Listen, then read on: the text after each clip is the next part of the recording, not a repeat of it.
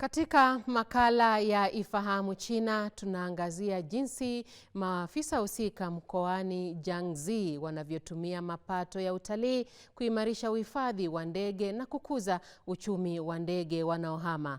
Kadri idadi ya ndege na watalii inavyoongezeka, ndivyo hatua kama vile doria za kila siku na ukusanyaji wa takwimu zinavyoimarisha ulinzi wa makazi yao. Tazama.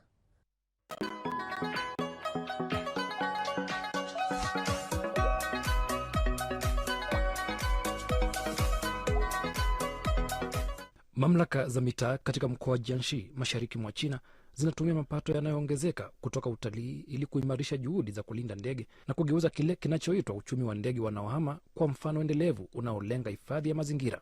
Kadri idadi ya ndege wanaohama inavyoendelea kuongezeka kote katika mkoa huo, utalii wa kuangalia ndege pia unazidi kupata umaarufu. Tangu mwanzoni mwa majira ya mchipuko mwaka huu, wageni wamekuwa wakimiminika katika kijiji cha kale cha Liukeng kilichopo katika mji mdogo wa Liukeng, kaunti ya Lian, ili kujionea historia ya kijiji hicho, kutazama ndege wanaohama na kufurahia vyakula vya kienyeji kama sehemu ya uzoefu wao wa usafiri. In the past, it was almost impossible for a small township like ours to support such patrol teams because we need to provide working allowances to the professionals, though the program is a voluntary one due to our limited funding.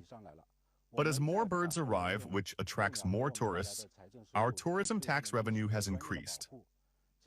Now we can use the income brought by birdwatching tourism to provide professional protection, which helps ensure long-term development of the migratory bird economy. Ili kuboresha huduma ya kuangalia ndege huku wakilinda makazi yao, timu za doria za ndege za eneo hilo hufanya ukaguzi wa kila siku katika maeneo muhimu ambako ndege hao hukusanyika. Wakati wa doria, maafisa wanakusanya takwimu kuhusu wanyamapori wa eneo hilo, hasa makazi ya ndege, vyanzo vya chakula na hali ya mazingira, na kuwasilisha taarifa hizo kwa mamlaka ya misitu ili kusaidia hatua za uhifadhi.